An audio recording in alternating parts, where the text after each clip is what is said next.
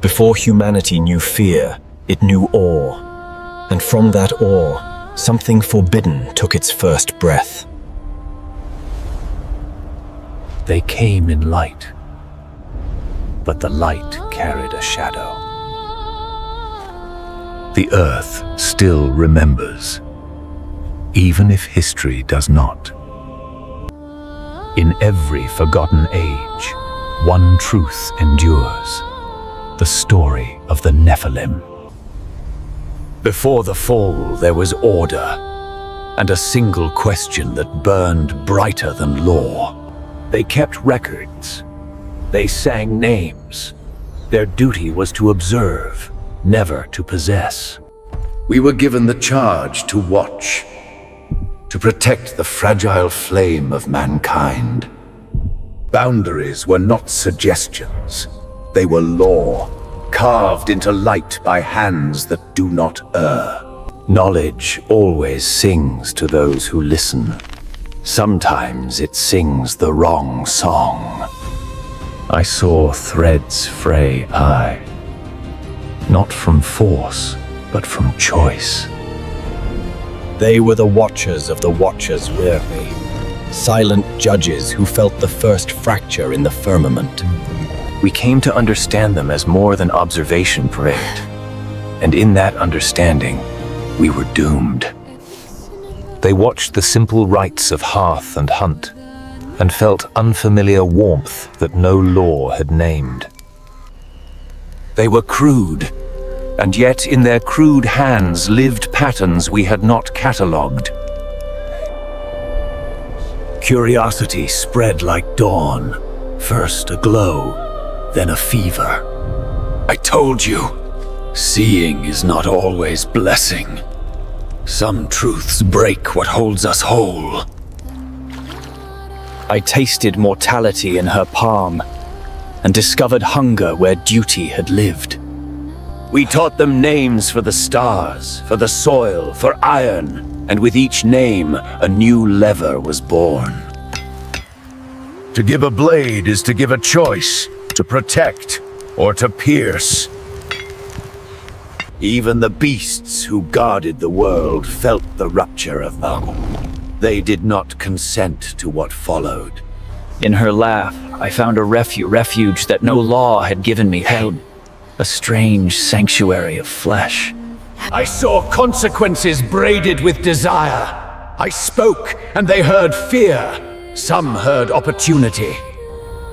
We handed them measures and maps, blueprints that could build palaces or prisons. I learned to listen their small stories they made. We gave them crops that would feed nations, and tools that could shape them. To teach the hand to strike is to teach it to choose. Fine. Protection or domination.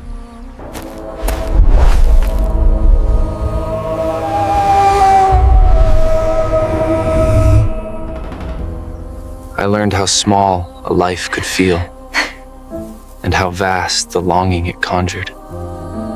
We taught them devices to measure time, love, and with time came memory, and with memory came consequence.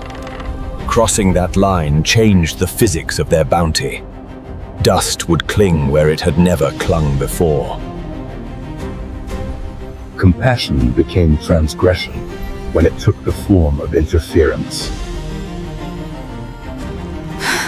To show them their place in the cosmos was to give them a map to reshape it.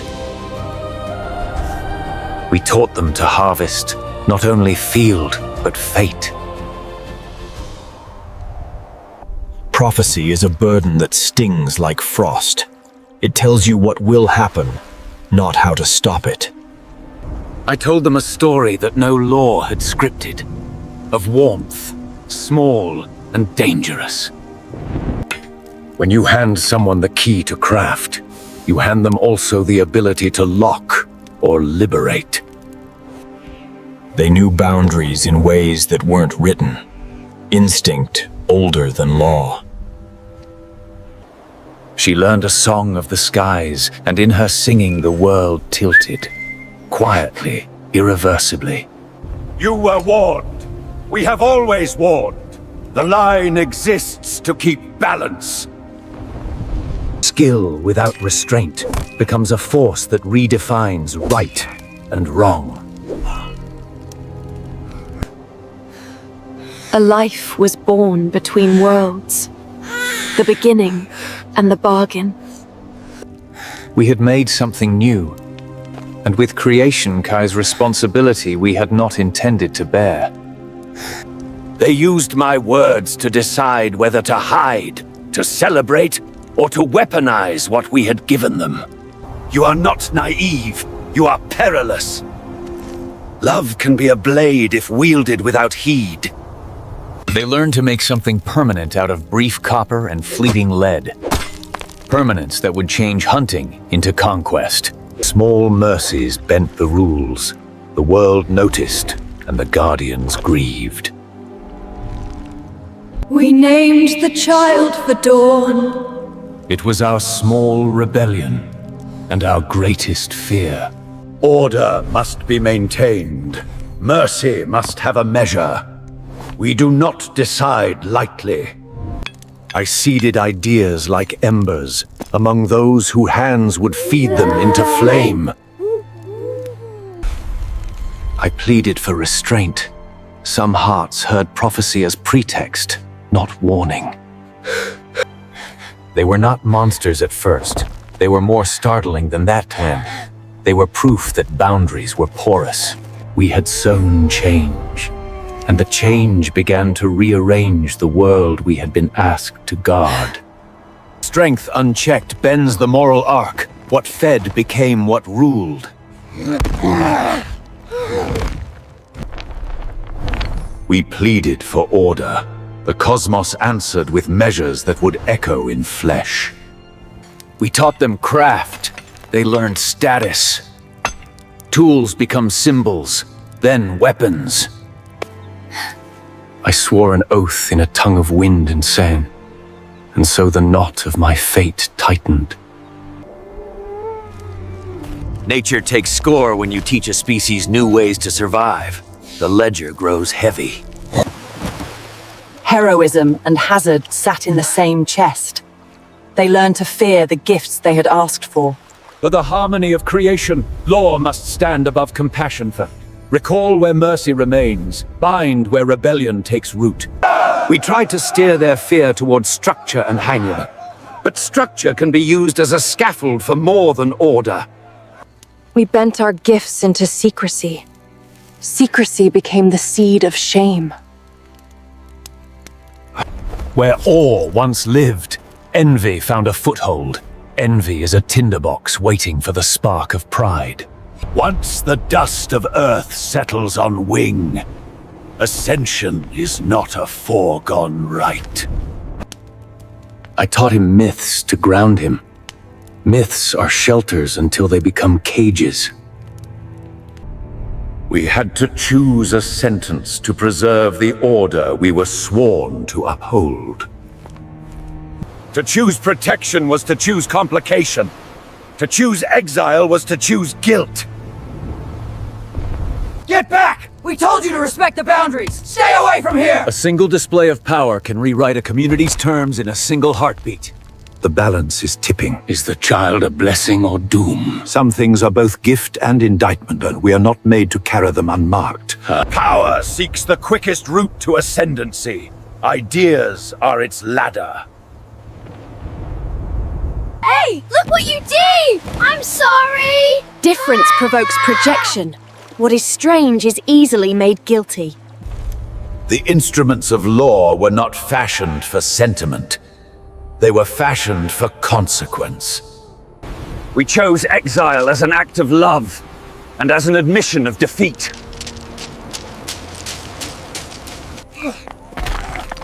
Fear became legislative. Vengeance carved itself into custom. Grief is a ledger line that cannot be erased by law. It must be lived. Knowledge is a river. If you do not dam it, it will flood the plains. But dams drown valors as well. Conflict consecrated suspicion. Every strike widened the canyon between what was human and what was other. Laws must be precise when the stakes are cosmic. Precision brings coldness by definition. We chose root and risk together. Each choice stacked consequences like stones. Violence breeds a spiral. The world we touched began to mirror what we had taught it. We tried to stitch the wound we created, as if mending a torn sky were as simple as pressing light to flesh.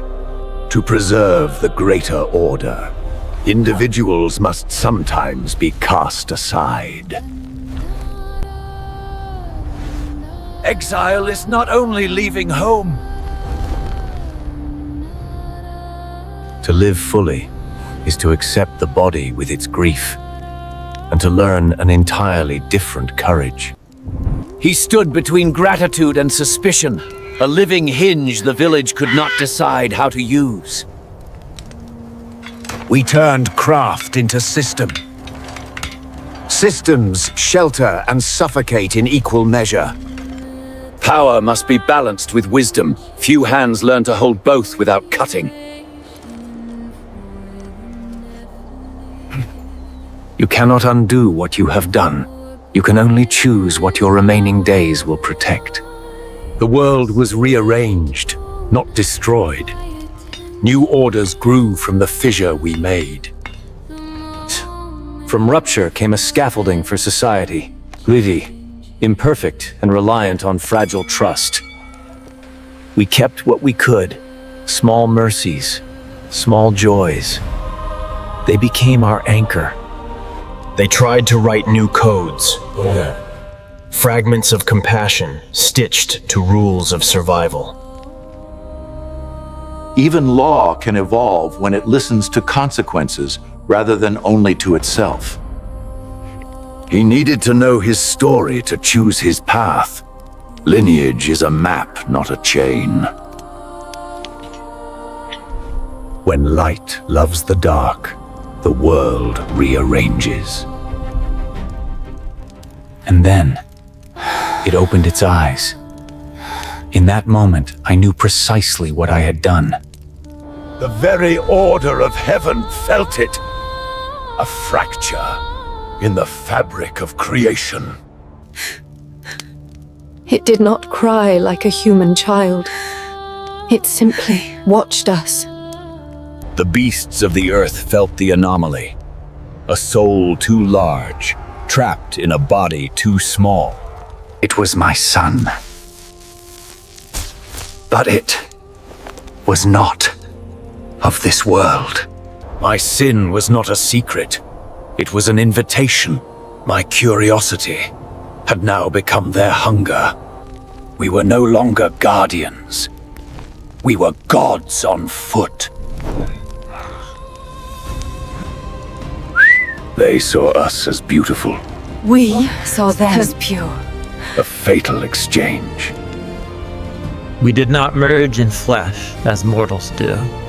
We merged in spirit by pouring. It was a union of energy, the stable light of the stars, drawn into the chaotic warmth of the earth. And from that union, a new shadow was cast.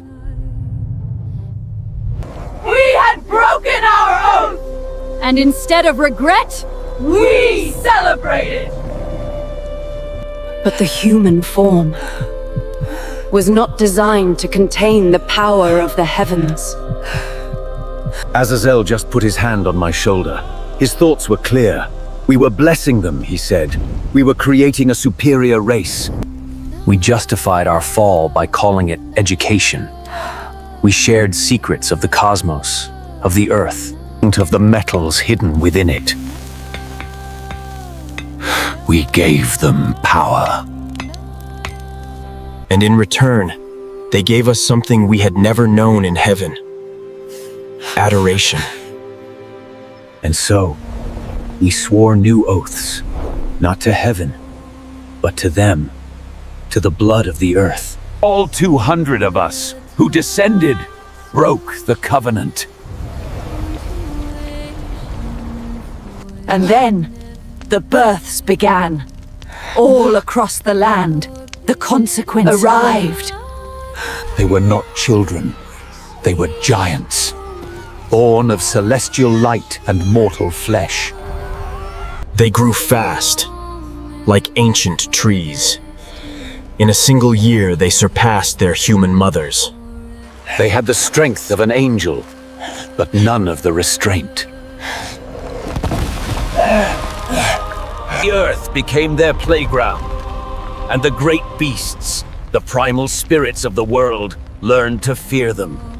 They had our curiosity, but none of our compassion. They had human hunger, but none of its limits. We tried to teach them of heaven, but they only cared for the earth, which they could now rule.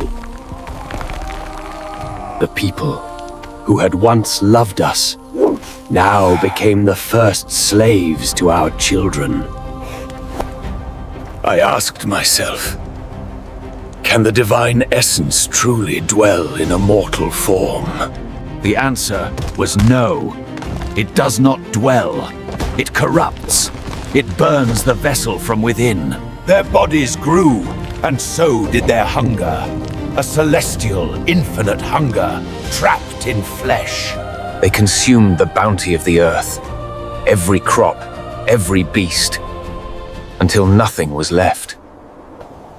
And the children of men, their half-siblings, began to starve. And when the animals were gone, their hunger turned. They began to consume us. The final taboo was broken. The ultimate sin was committed. And it was my son. Even the Watchers fractured. Some were horrified. Others encouraged the savagery of their offspring. And when they ran out of beasts, they turned on each other.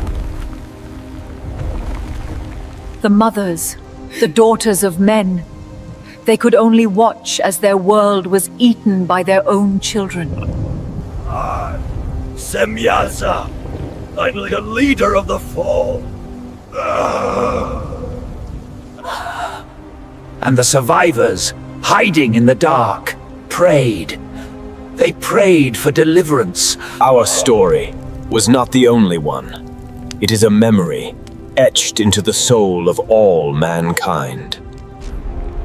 In the lands of the setting sun, they remembered them as the Titans, the elder gods. And they remembered the war. The younger gods, the Olympians, rising up to overthrow their giant fathers. They remembered the punishment for mixing realms, for giving divine fire to mortals.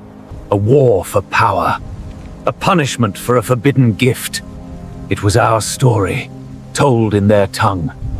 Further east, in the cradle of civilization, they carved the memory in stone. They spoke of the Anunnaki, those who from heaven to earth came.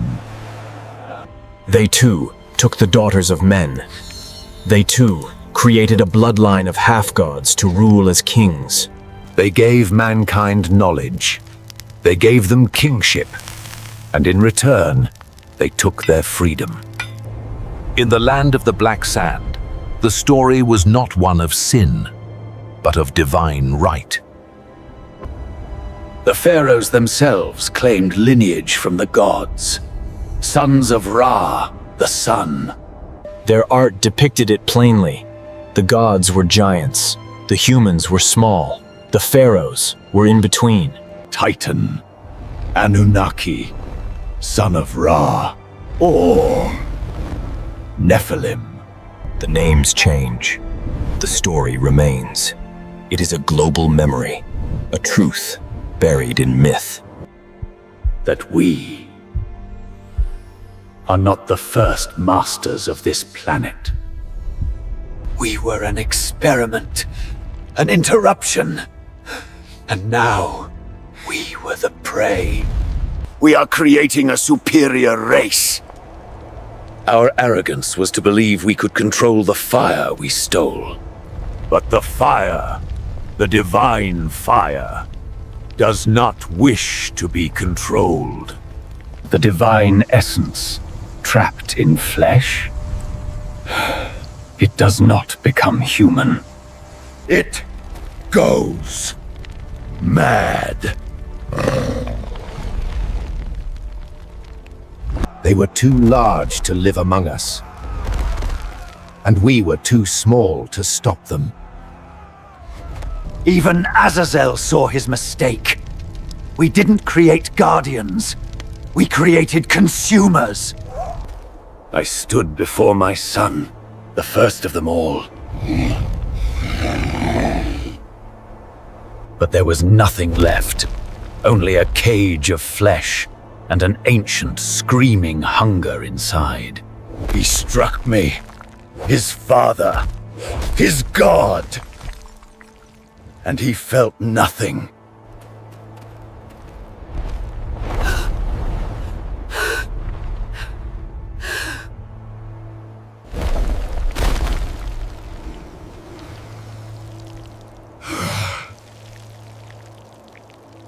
They were more than monsters. They were builders. They were kings of this new, ruined world. This was the true beginning of the age of the giants. They prayed for an end. An end to the giants. An end to the hunger. An end to us. And in the highest heaven, their prayers were finally heard. The Great War was about to begin. The host was mobilized. The archangels themselves prepared for judgment. But our children would not go quietly. They were not just warriors. They were building a new order, a new, terrible civilization. They were not all monsters. They were a people, diverse, impossible people, and their judgment had come for them all. They had our knowledge of engineering and the strength to execute it. Some of us were hunted. We had created our own predators. Humanity recorded the truth, not in books, but in stone. A warning. They were not just hungry, they were disrespectful. They broke the ancient harmonies of the earth simply by existing. In that moment, the Watcher, the Father, died. My fall began with love, and it would end with war. Some of us chose to fight. Others chose to hide, to take their secrets and wait. They were ready for the angels. They were ready for their fathers. They were ready for war. The Great War was about to begin. They loved us because they saw light.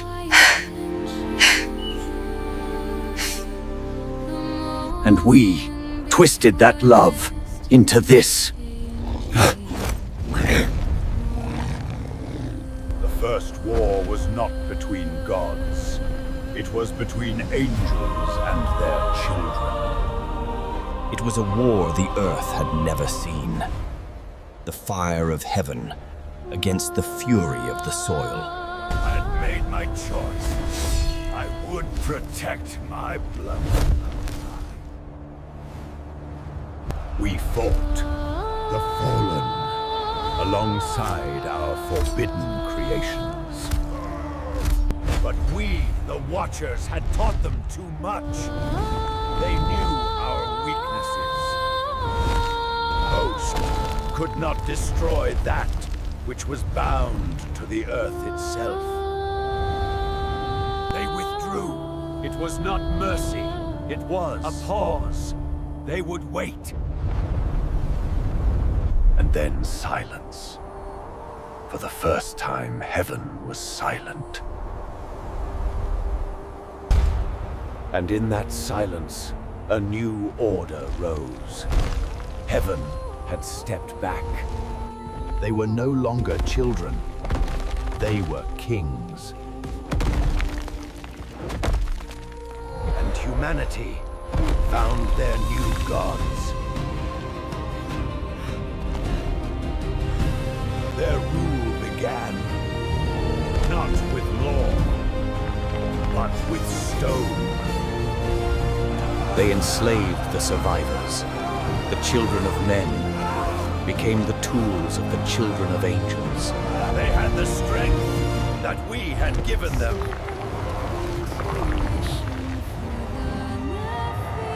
And we, the Watchers, could only observe. We were kings with no kingdoms, fathers with no children. The earth buckled under their weight. Their hunger was infinite. They feasted as gods.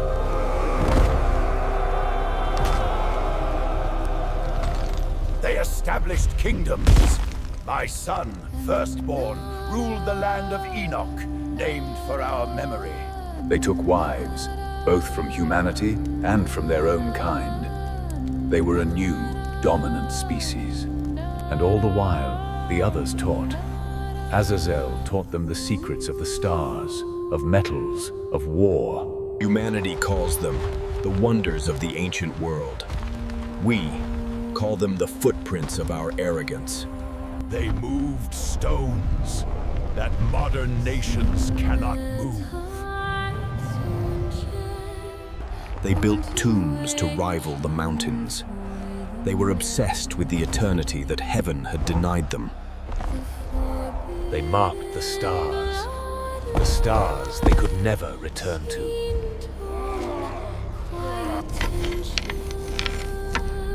They had our strength and our forbidden knowledge. This was their world, a world of absolute power, a perfect, terrible hierarchy. Humanity forgot. They forgot they were slaves, and they began to worship their masters. They had come full circle. They had traded the invisible God for the visible ones. But they were not gods. They were incomplete. They had our power. They had the tempers of children, with the strength of demigods. Their kingdom was built on arrogance and strength. It could not last. They consumed their world faster than it could heal. And the hunger that started it all, returned.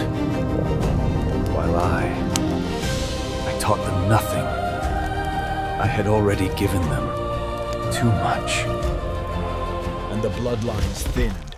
The second and third generations, the Rephaim, the Anakim, were smaller. New hybrids were born. The Rephaim, the Anakim, the Zamzum, the Zamzumim. They built a world in their own image. A world of giants. This was their zenith, their golden age, built on foundations of stone and sin. They believed themselves invincible, gods of the earth. And the bloodlines thinned further. The divine spark diluted with each passing generation. The power was fading, slowly, inevitably. Their reign was so absolute, it burned itself into the memory of all tribes. Humanity could never forget. In Sumer, they called him Gilgamesh. 2/3 god, 1/3 man. In Greece, they remembered Atlas, a titan who defied the heavens and was condemned to bear their weight. The bloodlines continued, long after the first generation fell. Humanity began to forget they were fighting the children of angels, and began to believe they could win. They remembered Goliath, a remnant of our age. Every culture, every continent told the same story. Powerful giants who ruled and who fell. These are not myths. They are echoes. Echoes of the truth I unleashed. The first generation, the true giants, simply, they starved in the world they had conquered. The age of giants was over, and the age of man was about to begin again, in the shadows of our ruins. But the bloodline did not die out. Not completely. The smaller ones, the second generation, they became the new kings. The new gods, their blood, Mixing again and again. with humanity's. The age of their rule was over, but the age of their blood had just begun. And humanity learned to fight back.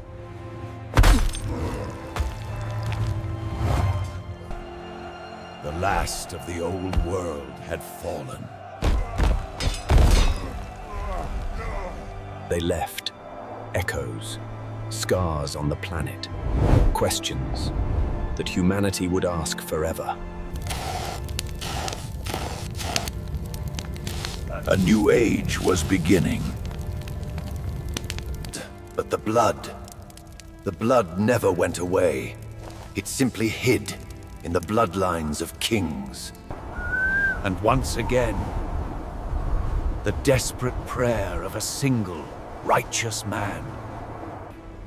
The giants had become corrupt, tainted by their own power and the cries of humanity. But their golden age was built on the sin of hunger, and that hunger consumed them all. They had built cities of stone, a desert of bone. The crops were gone. The beasts were gone. But their golden age was built on the sin of hunger, and that hunger consumed them all. And the old hunger, the sin that had broken the world, began to whisper again. They had eaten the animals. They had eaten the plants. And the hunger of a god, trapped in flesh, once again demanded a price in blood. I saw it. The final corruption. The sin had never truly been washed away. The giants had become corrupt, tainted by their own power. And this time, heaven would not send an army. They would send a flood.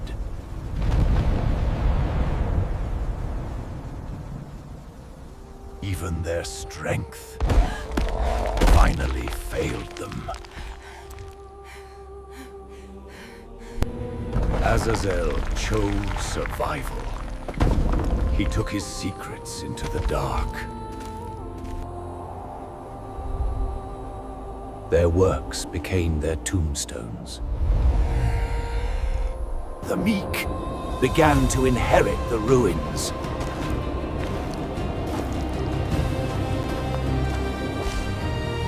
The balance had shifted.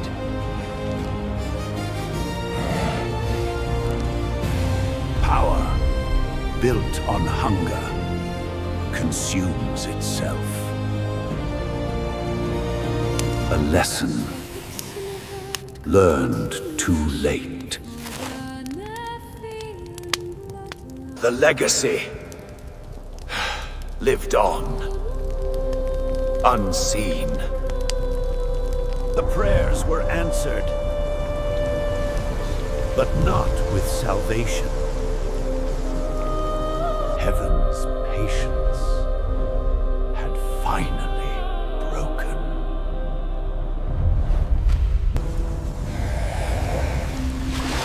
Their stone cities offered no shelter. The cleansing had begun.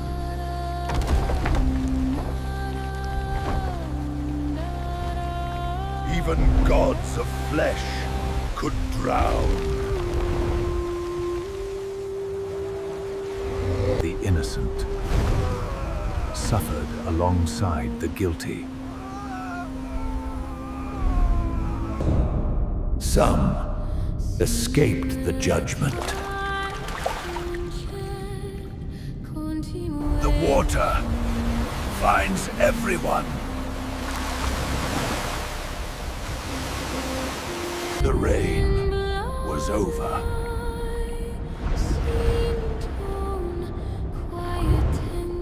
The world was washed clean, or so heaven believed. But sin, like blood, leaves a stain. And corruption always finds a way back. The final taboo was broken. The hunger had finally consumed their souls. They had broken the final law of heaven and of earth. The world they had conquered could no longer feed them. And so, the children of angels began to devour each other. We had unleashed a living plague upon the earth, and humanity was the harvest. But the giants were not the only corruption. We, the Watchers, had our own sins to answer for. Humanity was weak, desperate, scattered, and Azazel offered them strength. He taught them metallurgy once more. Not to build plowshares, but to forge swords. We, the Watchers, had once taught them to build tools for life. Azazel taught them instruments of death. And humanity, armed with this forbidden knowledge, turned upon itself with a newfound savagery. The other Fallen taught as well. Penemie taught enchantments, the dark arts of sorcery. They taught the arts of deception, of incantations that did not heal but cursed. The world, having survived the giants, was now set ablaze by the petty wars of men. He had taught them to be like us, fallen, corrupt, and proud of it. The knowledge I had once offered in love, had been twisted by him. They taught the arts of vanity, of seduction, using beauty itself as a weapon. Greed, theft, and murder became their new creed, replacing honor and kinship. The created had now surpassed the creator in cunning and cruelty. The age of giants was truly over, and Azazel became their king, the master of a world he had remade in his own dark, corrupted image. The knowledge they brought, the gifts we gave, did not redeem humanity. It corrupted them utterly. The natural balance was broken. The earth itself was dying. The primal spirits, the very soul of the earth, could no longer endure the world we had allowed to be created. Humanity was suffering, choking on the very knowledge that was meant to empower them. I could not stay silent any longer. Azazel, his corruption, had to be stopped. I pleaded with him. I reminded him of heaven, of the order we had lost. And so, it came to this, the final betrayal. Brother against brother. But as we prepared to spill yet more blood, a single righteous voice. And God saw the final corruption of the giants, the willful corruption of man. The judgment was final. The world, its first creation. But this was not rain born of clouds. This was the beginning of the undoing. Uriel was sent to the son of Lamech, not to save him from judgment, but to preserve a remnant, to warn him of what was to come. He and his bloodline were chosen to be the seed of a new, washed world. While we, the fallen, the cause of the cataclysm, were finally to face our long-delayed judgment. Raphael came for Azazel, the teacher of sin. He who had bound humanity in chains of sin would now taste bondage himself. To bind his hands and his feet and cast him into the eternal darkness he so loved. He was cast into the desolate places, into a pit named Dudael, being bound in darkness. And the earth, the very rock and soil he taught men to master, closed over him. One was gone, judged and imprisoned. And then, Michael, brother, came for me. He was not here to fight me. He was here to judge me. My brother, my friend, my judge was Semyaza, leader of the 200. Would not, but he did not need a weapon against me.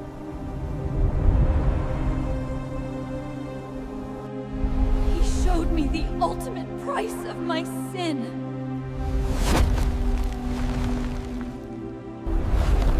He showed me the inevitable end of the world I had created. And the fight, the last ember of defiance, drained out of me. What was there left to fight for?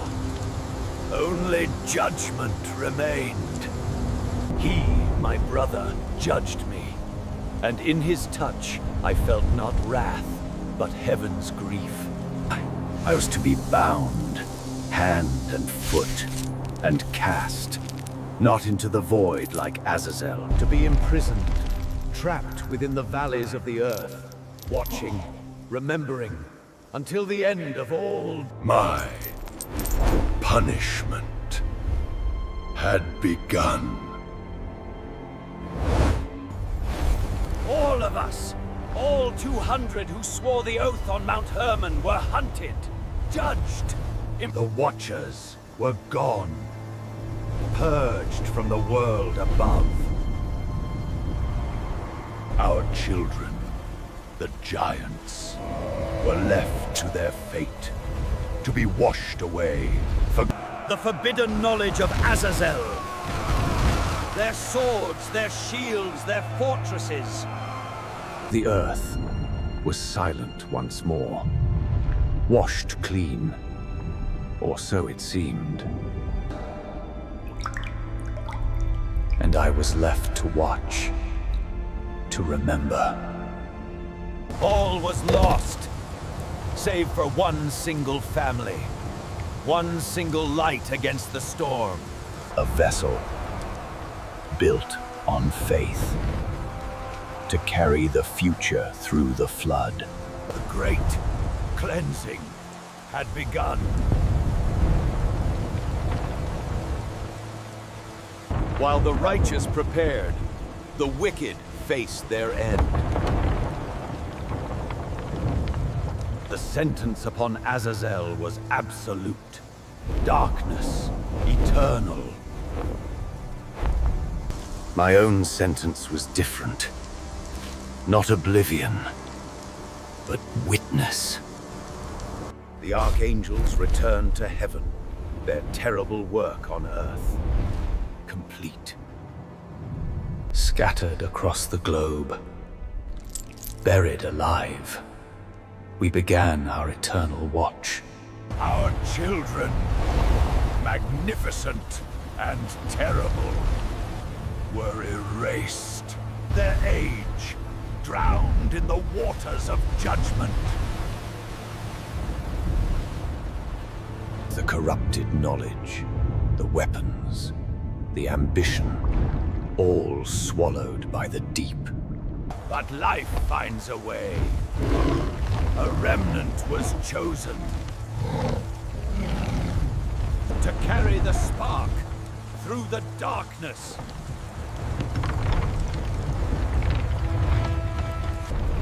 And the door was shut. Not by human hands. Adrift on a world undone.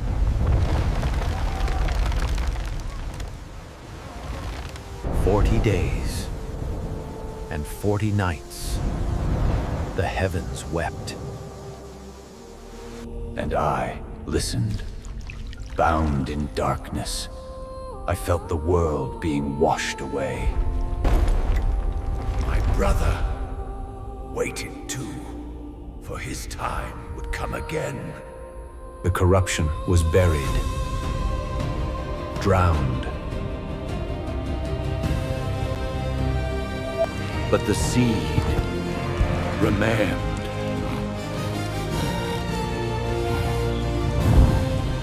The bloodline, however diluted, survived.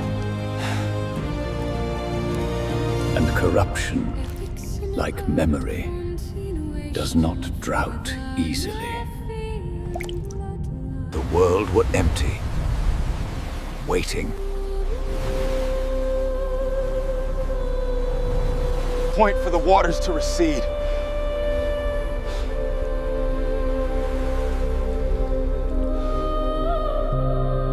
And for the cycle to begin anew.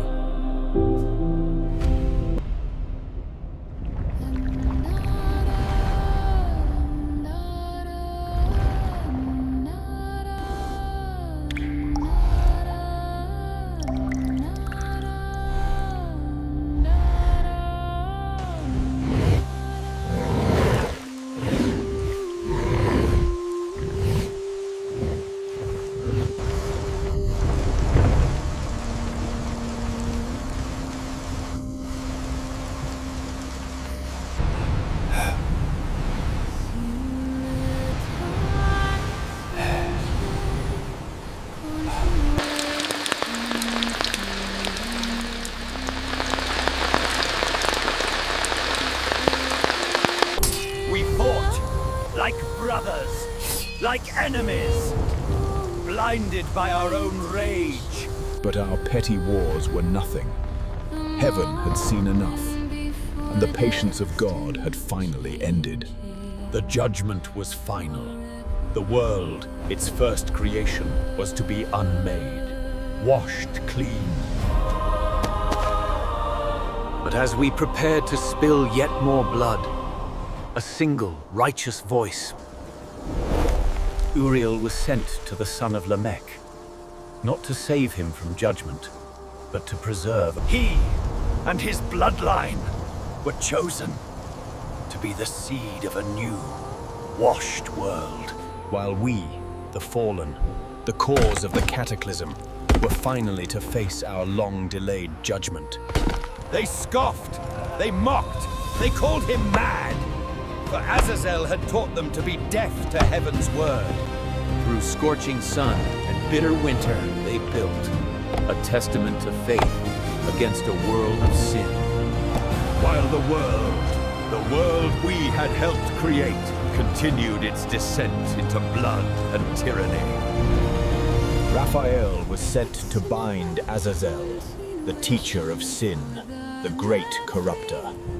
He who had bound humanity in chains of sin would now taste bondage himself. To bind his hands and his feet and cast him into the eternal darkness he so loved. He was cast into the desolate places, into a pit named Dudael, to be imprisoned. And the earth, the very rock and soil he taught men to master, closed over him.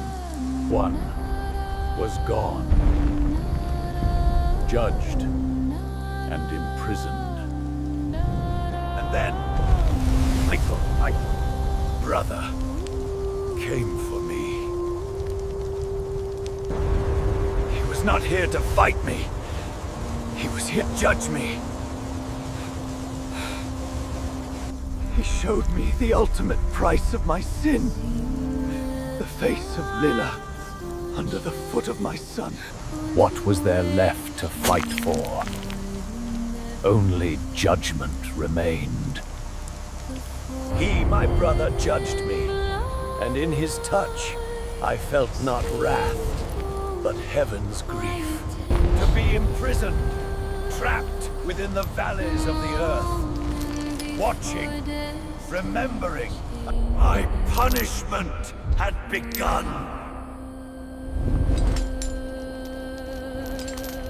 The Watchers were gone, purged from the world above, but not forgotten. All of us, all 200, were hunted.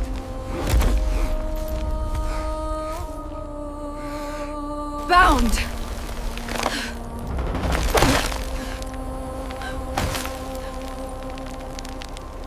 Imprisoned, the earth became our collective tomb.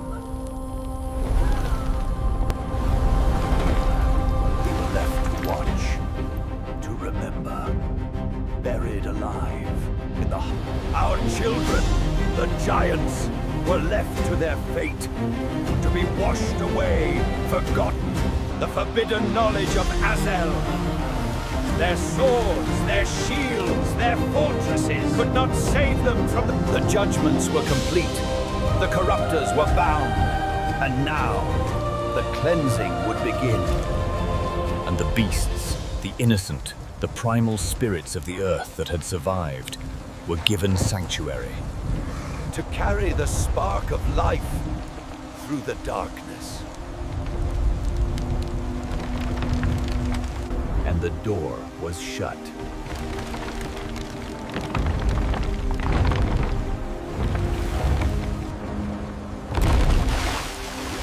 Not by human hands. Adrift on a world undone.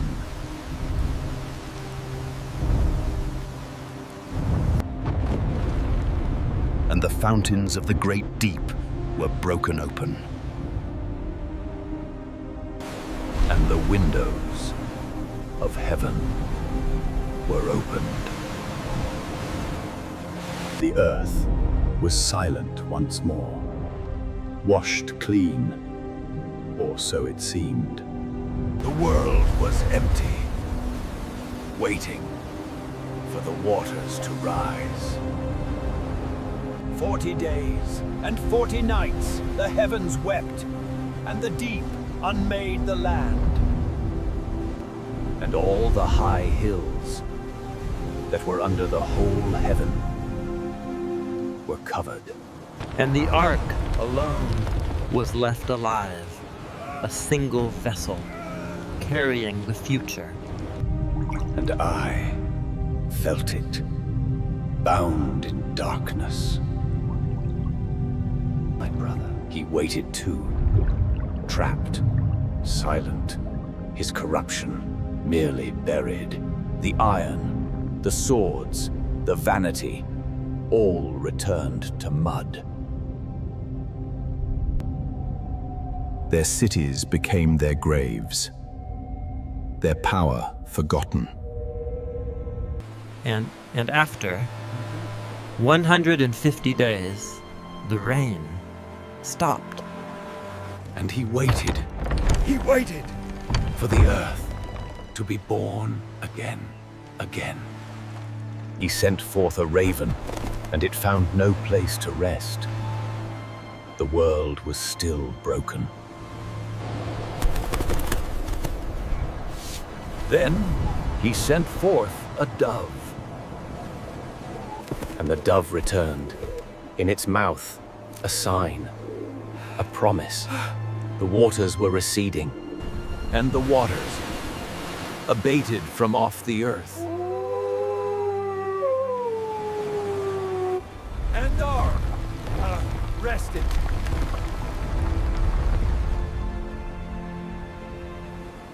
And God spoke to Noah.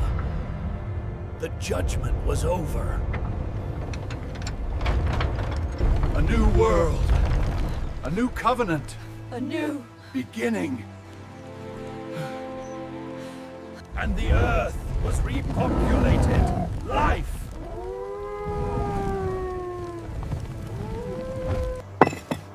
And Noah gave thanks.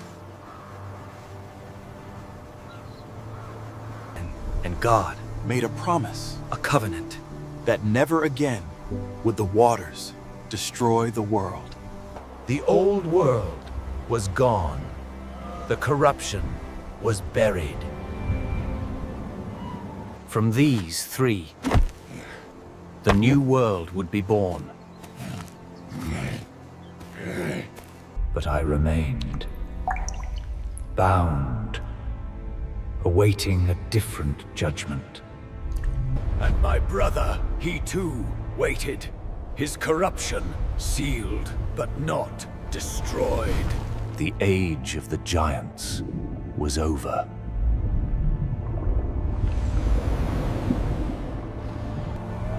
But was their blood truly washed away?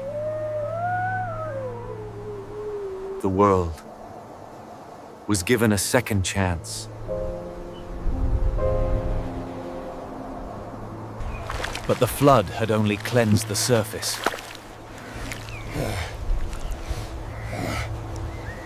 The sins of the old world were not all destroyed. For the Blotchers and the knowledge of Azazel had found a way to survive. For months, they floated, a small speck of life in a world of death.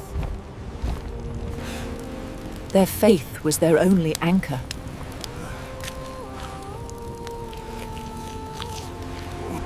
Waiting for the promise.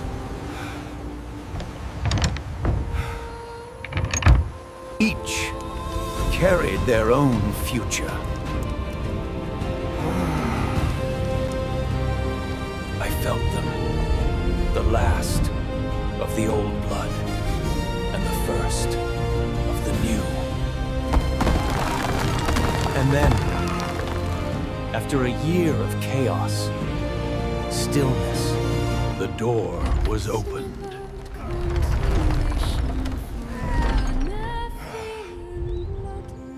Life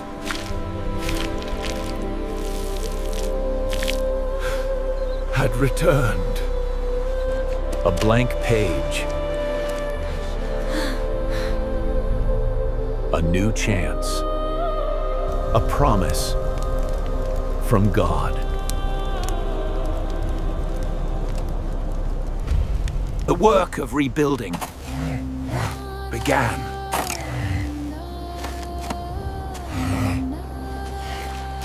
But the flood had only washed the world. It had not washed away its memory. The sins of the old world were not all destroyed. They were merely buried. Corruption had found its new seed.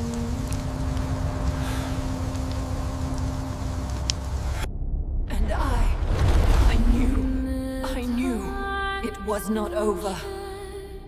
The giants were gone.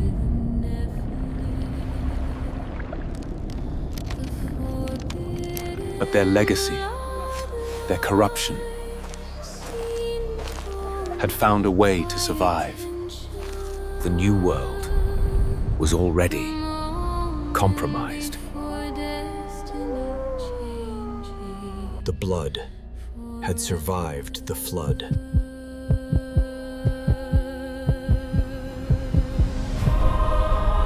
seeds of the Nephilim were replanted.